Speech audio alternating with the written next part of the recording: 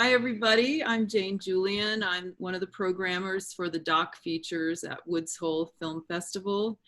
And we are here to have a chat with director James Kennard. And you wore a lot of hats during this film, apparently. I would like to start out with asking you a few questions. Oh, these are your questions to start? Okay, yeah, great. Yeah.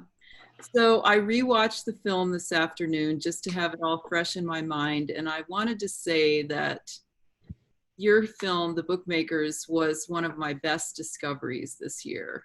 I just loved the camera work, the music, the subject matter. It was just so delightful and beautiful.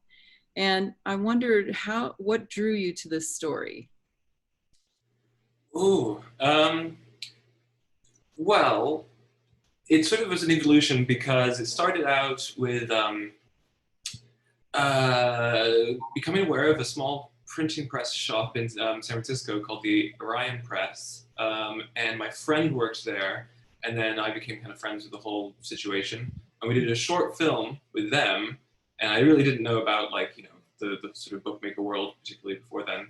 And it was a super fun short film. It's called Orion Press, Creating the 100th. And then after we did that short, and it turned out good, we were always kind of thinking, oh, we could do something more with this because it's a big world in the particularly the artists or like fine press world. And we kind of figured out a pitch for it that just like it was like visually interesting. It had good characters. It was like an artist's story, and it felt relevant at the time. I mean, it still does about like what books will become. Everyone thinks like, hey, the book is dead. And we're like, oh no, not really. It's just kind of becoming something new. That was interesting. That's great. And I wondered, you had a lot of people that you covered in the film, and I wondered, how did you find each subject or character? Well, particularly for like the artist bookmakers, I mean, there's the Internet Archive and some other elements, but we got to know Peter Koch, who's the guy making the lead book. The one with the round glasses. Yeah, he's kind of like, I don't know, he's got a dark sense of humor, and he's a fun guy. Pretty much when we started to get a green light for pre-production, we just called up their studio, and we had lunch that day. And he was one of the main founders, I mean, really, actually, the instigator for the Codex Film Festival, which takes place in Richmond, in the Bay Area. And we just went through a short list of people he thought were really great, because he knows everyone. He's got everyone's addresses. Yeah. So that was like, that solved many things. Then it was a matter of just contacting everyone, seeing who was interested or was interesting to us, to have a variety. Right. And it kind of went from there. That was really helpful. The research was done for me, that part. Yeah, that seems like a shoe-in right there, just to have that one point person to kind of help lead the way. And I was curious too, how did you connect with Dave Eggers? With great difficulty. Because he doesn't like to be contacted too much. No, we actually had a direct line. Our executive producers and funders of the film, Niall McAvoy and Leslie Berryman, know him personally.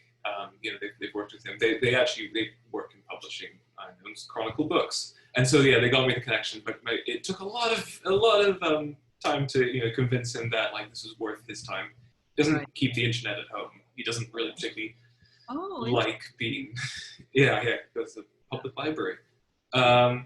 So that's the work, because I'm not credited as a producer, but a lot of my work was that kind of slowly reaching out saying, hey, I'm the director, and here's why you should like our film and why we can make it happen. Yeah. On the day itself when we filmed with him, there's actually a longer interview for when we were talking more about the publishing industry. One incarnation of the film, he'd forgotten and raced over from a different event, and we got it. But yeah, so it's a lot of that, just chasing people up and trying to be friendly and excited and seem interesting. So yeah. So who would you say was the most fascinating person that you dealt with? Oh God, I wonder who's like watching this. Many of the people involved are, because I hate to pick favorites. I really love Veronica Shapers. She's the German lady. The, There's the books that had the, yeah, yeah. She's in the UV light and all that stuff, and she is just such a sweetheart, but with like a very sort of grim interests. She's very German, and yeah, I don't know. I scouted everything before I ever, went filmed them, so that I just figured out, what they were all about. And my girlfriend actually accompanied me on all those shoots. We just spent this really nice afternoon with her. We just talked about all kinds of things, and she showed us all of what she's into and talked. And yeah. I mean, everyone's interesting, but I felt a very special attachment to her. We picked, there's a shot, there's more shots of it. We picked her up from the airport for Codex. I offered to do that, saying like, well, would you mind after like that long flight if we just filmed a bit? And she like brought a whole bunch of gifts and like and things, and it was just like, yeah. She is fascinating in her own way and how she thinks about the whole book thing. But hopefully this film kind of speaks to gives her a voice to show why she's interesting. Can anyone go to that Codex book fair, or is it only bookmakers and no?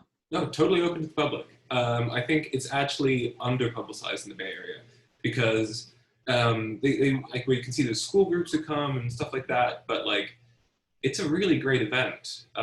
There's another book fair that has happened by a guy I know who organized, which is more like art book fair. That also happens, but like, yeah, people don't know about it. It's really fun. You see a lot of crazy stuff as you see. It was cool. I really liked it. Let me see here. I've got some other questions for you. We spoke on the phone, I think, and did we speak on the phone or did we just email? I can't remember now. But there's a few other people I've been in touch with recently. Yeah. So because when I saw your film, I just thought it was so similar in style to California Typewriter, which was your favorite. And then you told me that the executive producers also worked on that. So they're obviously attracted to a similar, I mean, it's very different subject matter, but kind of similar in style. There's a lot like in common. That of course they like recommend to like give it a watch because it would be a useful guide and Bay Area focused and all that. I mean, yeah, both executive producers work in the book world, so yeah, that was a good reference. And I love the score, and I looked up the composer online, and just oh my gosh, his name is Stephen Guttheins. Guttheins. How I've said it, yeah. And how did you connect with him?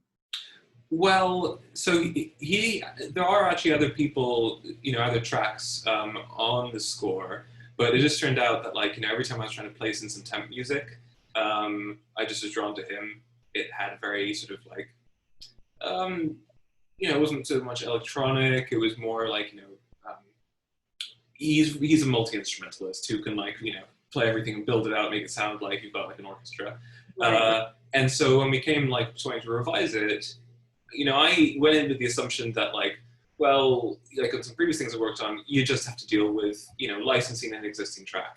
But Ryan McAvoy, who was, like I said, the executive producer, he also plays in a band and is super into music. And so he was really into making sure there was money to do some rescoring and create some original tracks. Nice. So it was cool because we got to like, change the edits around a bit and be like, oh, because before I had to cut this up and, do this piece. And then, and it was great because Stephen is actually based in LA. I've never met him. We did it all remotely. I mean, I was in touch with him before I moved here. Yeah. About a bit more than a year ago. And just had a great rapport. And he's so fast and talented, so he could iterate really quick. And we kind of just got what we were going for, and he was into the movie. So yeah. Nice. Well, I think it's really just lucky breaks when the music just fits the film so well, and so I enjoyed that too on my when I watched it again today. Let me see. Oh, I know. there was one question that I wanted to ask you. What was your crew like? Like when you went to shoot stuff, interviews and stuff? Can you talk a Yes. little bit about that? Because it looked like it was a very full room. Yeah, but it wasn't, is the answer. So, yeah, 95% of it was shot just with our director of photography, Jamie Lejeune, who I worked with for a lot of years now, basically since I started out. And it would just be the two of us. That was it. Which is not ideal because, you know, you can like, you really want someone on sound, you can mess it up, but, you know, we're monitoring it ourselves. And so I would be directing, manning the camera, he'd be on the other camera, we'd light it ourselves, but we worked on so many productions. We did three, well, I actually was only involved in two films on winemaking in Europe. And we just kind of figured out, you know, it is possible to work with just two people on set. I think it's better to have more people because it's for safety and for their own creative input. But that was it. For the people in England on that particular shoot, I actually hired a guy called Ben Bailey as a second camera. Because after a recommendation from someone I met at a film festival for a previous thing. Oh, no. And but yeah, on set it was always just the two of us. But I kind of like that because, you know, we really had efficient days, and it actually can really be helpful to move quickly when it's just the two of you. You know, all your gear, and it's not someone just being like, "I'm the sound person, I don't touch a light," you know, or like, "I'm this camera, I don't, you know, mess with this," and so. Yeah, it can be done, is the answer. And you can have more creativity that way because you're not managing an army. And how long from start to finish would you say the project took you? Well, so it's hard to date it exactly. We officially began production in 2016 to do a pitch reel to try and raise some money. Actually, in the end, our executive producers funded it entirely themselves, very generously, because they could and they believed in it. But it goes back further because I actually shot sneakily a little bit end of 2015, thinking if this goes ahead, this is a scene with Mark Sargent's The Young Bookmaker, right after his partner passed away. I'd literally been planning to film both of them, and then like 2 weeks before that shoot, he died. That was crazy, but it's part of the story now. And then there's actually some footage in there from that short film I mentioned, which was shot in 2014, which was useful to have because, again, Mark Sargent was working at the Orion Press, and we just had that footage. In fact, some of it was just unused. And it's like, so like, yeah, officially starting 2016, it goes back to 2014, if you're being really honest, in the genesis. Yeah. Well worth the wait, I think. I loved his duct tape guitar in the background when you were shooting him. Oh yeah, that guitar actually lived in my old apartment in San Francisco for a long time. It's another friend. Yeah, there's a history of that guitar. Right.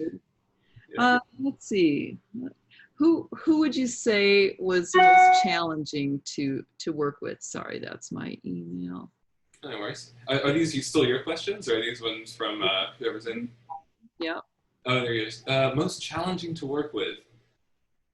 I don't want to rat anyone out. I mean that they were difficult people, but just maybe the circumstance or the timing or the, you know, schedule. I'm going to answer Dave Eggers again, like I mentioned. Sorry, that's not a new anecdote. But that was just purely because, you know, just trying to convince people. Actually, there's other people who aren't in the film, and they were asking for a fee or special thing. Do that, and we don't really have the money. So yeah, they didn't get to be in the film. I would say, yeah, I really couldn't single anyone out. Everyone was super helpful. It turns out when you work with artists, as this movie's mostly about, they're like stoked, you know. They can relate to you and what you're doing, probably. Yeah, they get it, yeah. Well, if there was anything that you had to cut out of the film in the editing process, was there a story about anything that was especially difficult to let go of? Yes, actually. So one of the reasons, oh, sorry, say that again. I was talking over you. Killing babies is what it's called in the editing world. Yeah. Yeah, there was a huge one. So when we pitched it was originally more about the story of like the book itself. Like, let's just tell everything. Um, and so there was a lot. There was basically like 30 minutes cut out. We were an hour and a half for a long time. And then there was a big, like, just heads together and decision to re-edit, to concentrate it down. And it was like, and that story was mainly about the publishing world and how it's changed in recent years and like what it's going to become. And it was cool, but it sort of didn't like have like a narrative arc, and it was felt like a dogleg, like we're just going off in some, you know, other direction. It confused what we were really trying to like, and it also made it a less human story because it was about issues mainly. Yeah. So that was big. And then there was a whole thing I scripted about like the history of the book, and I read a ton of books for this movie because my background, I went to college for history, so I was like super into the history of the book and like started storyboarding all that. We never got to the stage of like doing tons of animation, but that was the plan because it's a cool story. Mm-hmm. And I'm just like, well, you just save that and just make another, you know, half-hour thing just about the history of the book, or right. Another hour. We even talked about like this could be an anthology of like 3 hours where one's book artist, one's, you know, publishing, one's like, you know, history. So yeah, that was a lot of work that got lost, but I still stick it in my reel. Yeah. So. Good. So who would you say are your mentors? Who do you admire that is in the filmmaking world, I would say? There's lots of people I admire, but mentors, like personally, I mean, I have to acknowledge my dad, who is a very long time documentary filmmaker, going back, I don't want to say when, he's actually retiring after this film.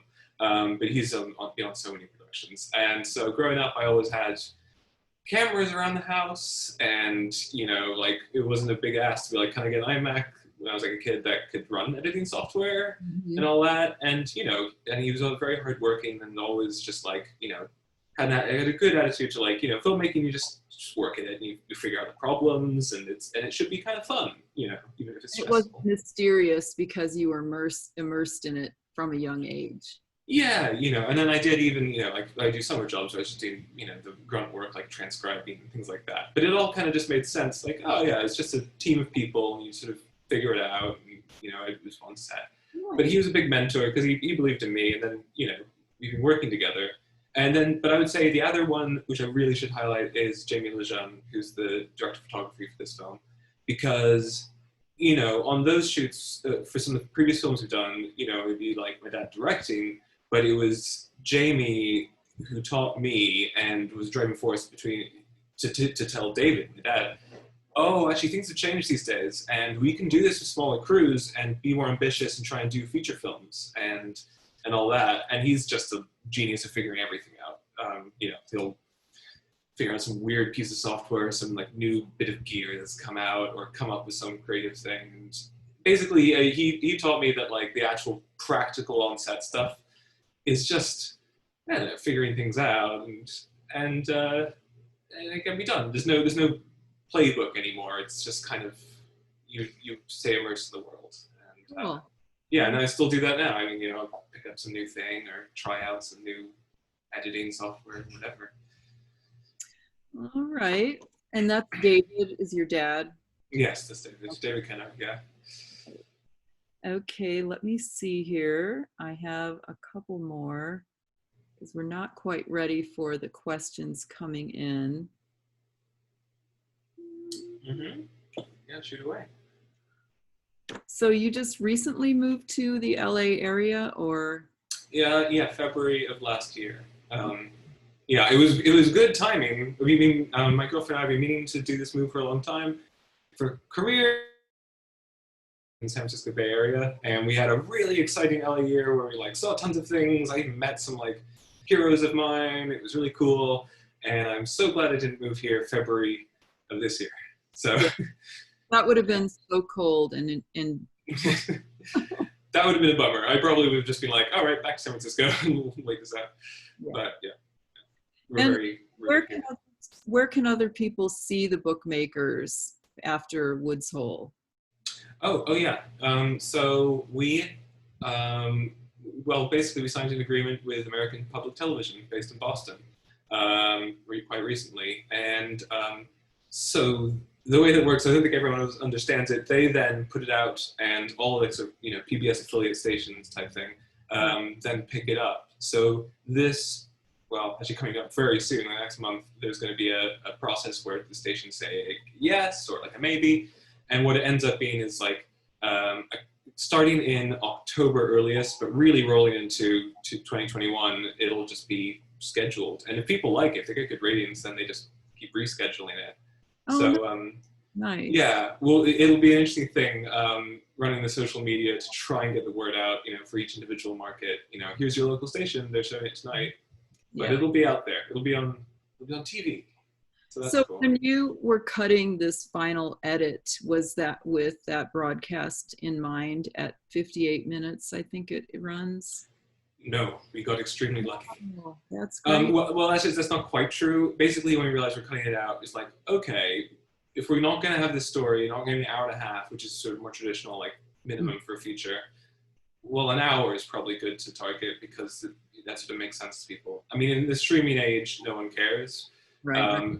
And, we could have got to a streaming platform. They say, I'll change it. We want to lose this. But we basically got lucky. We actually ended up within a minute difference of like literally 60 seconds difference.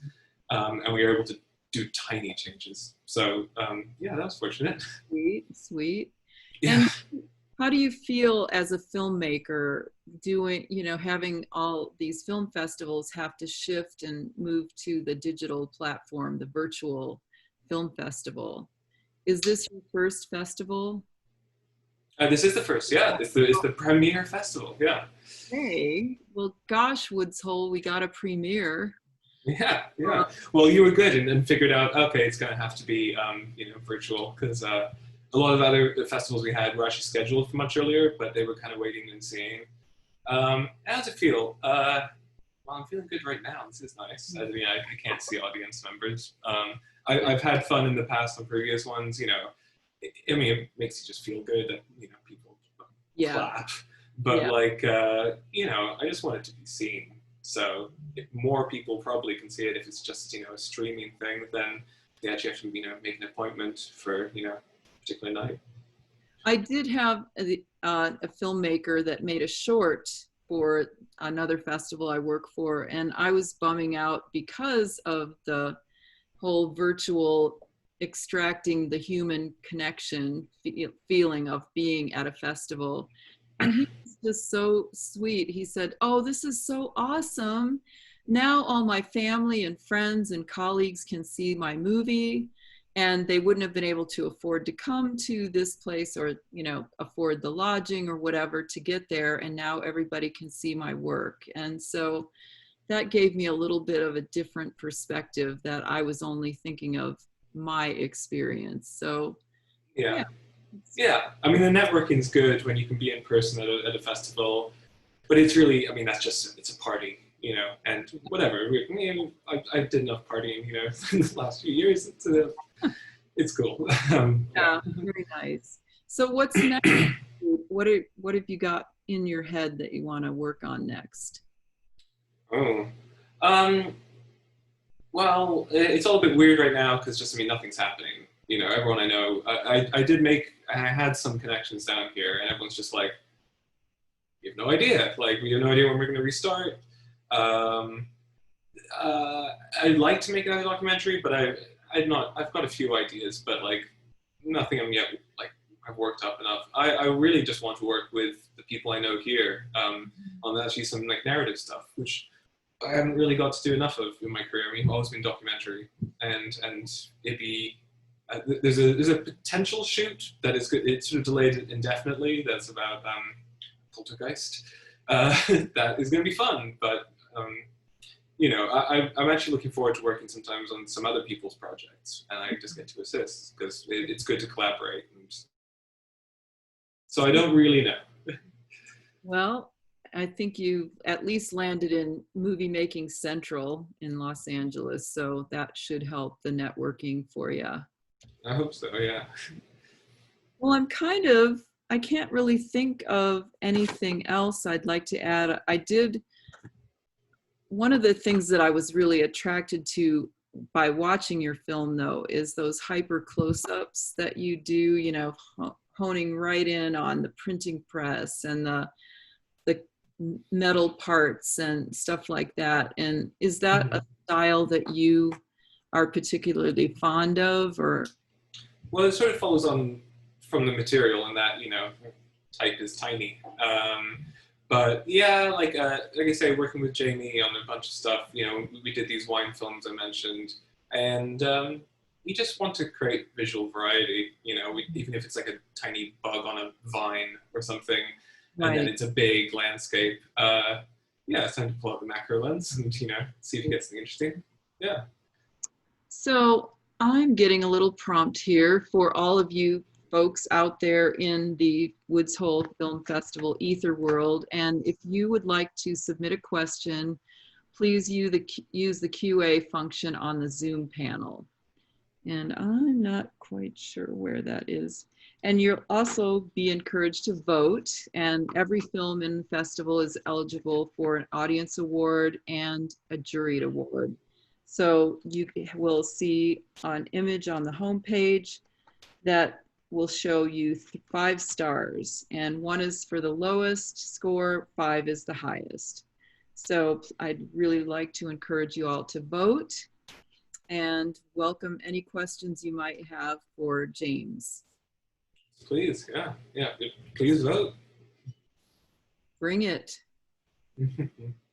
Yeah, I have no idea how many people are watching this, but hopefully there's a few of you. Yeah, well, Jay might know, our guru.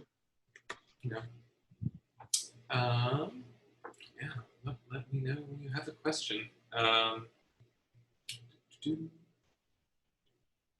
Should we keep talking while we wait for it to come in? Sure. What have you been watching personally just to entertain yourself while we're in this COVID-19? A lot. Yeah, you got our series, our prestige TV series running, and just mixing in movies. I like a lot of different stuff. I don't know, what should I recommend? I'd love to do something more obscure, but we finally were catching up on the TV show Fargo, which I thought was going to be an unnecessary addition to the movie, and it turns out no, it's just a great setting, and I love miniseries where they just that it's been architected that there's a good beginning, middle, end, and it's not having to leave you lots of cliffhangers, and that they change up the cast and story every time. That's Right. been the most fun one. A movie which oh god, I might have to look it up again. There's a movie from the early '70s called The Swimmer. That was the best thing I've seen recently. Oh. It's a really cool little movie. God, I wish I'm actually gonna look up because I need to know the actor's name. Because I think people just don't know about this movie and it rules. And it stars Burt Lancaster. That's what I'm trying to think of. Yeah, and was 1968 actually. Yeah, it's this weird parable of a guy who is just this handsome, cool guy who is lives. I'm trying to remember where it's set, but basically he just loves to swim in pools, and it's just one day of his where he decides to swim home. That he'll literally swim in everyone's pool all the way back to his own house. And then each interaction, each party he arrives at in different groups, you start to learn more about him and actually the problems he's facing. And it's sort of like this weird parable, but it's also really funny because it's just this weird sort of satire. Anyway, The Swimmer is a movie more people need to watch. All right. The best thing. Well, look, we've got a question from Paula Lichter. And her question is, have you thought about doing a more in-depth film about any of the specific bookmakers? And that's the first part of her question. And do you have another film in the works or planning? I don't think I would do one just as a profile. I mean, in a way, the character who we follow the most is Mark Sogiannis, who was already a friend of mine, and he was just the most compelling story because he's starting out and he's going through a struggle. I mean, that actually was cut out of the film. There's a whole story that he was also having a kid during all this, but it sort of distracted. He had a baby by the end. So of the film that's just his story with additional material that I kind of just did as a favor to him. Right. You could do a story about like any of them. There's so much cut interview material, but I don't think I'd repeat myself and do that. And as for things in the works, I have been trying to make myself like, you know, write scripts or like come up with ideas, but I've actually been just very busy doing the release of this film and all the technical finishing. So Right. nothing I can preview yet. There's one idea about Italo disco music from the 80s, which is a genre I love, and it's full of characters. But I don't know. It's just ideas. A little something to dwell on for fun. Yeah, good music. You should check it out. Well, I would. Yeah. I was quite the disco dancer back in the 80s. I loved that era for me. Okay. It's like beat. It's all about the beat. You know? Oh yeah, and there's so much of it because it was just like they just pumped it out, and all the session musicians just wrote it. So there's a really funny story, and it's also about a cultural moment in like Italy as well as in the U.S., and it gets into a lot of cool themes. So yeah, some people have done some versions of it as like a short thing. I think Vice did a thing, but I think you could do more. So yeah. All right. So I don't see another question being queued up here, so I don't. My first Zoom Q&A live, so I will. That's fine. I want to reach. I'm always too nervous to ask a question when I'm at a screen. Okay, now what? Try and corner the filmmakers afterwards. Yeah. Yeah. Yeah. Well, feel free. It's okay to wrap up. Okay, so I just want to remind everyone that this is James Kennard with The Bookmakers, a lovely film about some fascinating people who make books that are completely one of a kind, unique, beautiful, gorgeous. And you can see this film all the way through the entire festival week. And please vote. Scoring on the screen, you'll see 5 stars next to the box that says watch later. That's where you vote. 1 lowest to 5 the highest, and we hope we can encourage you to go high on one. And thank you so much, James, for tuning in with us tonight. I really appreciate seeing you in person. Yeah. Face to face. And I'm just making a little plug that we are going to also have this film at the Port Townsend Film Festival in September, also virtual. So I'm very excited about that too. Indeed. Yeah. Ooh, hear my own self. Yeah. So we'll see you in a couple. Well, we're going to be pre-recording those in a few weeks. So we'll be in touch. We'll be in touch. Thanks everyone. Don and Jay, everybody that got this going today. And we'll see you next time.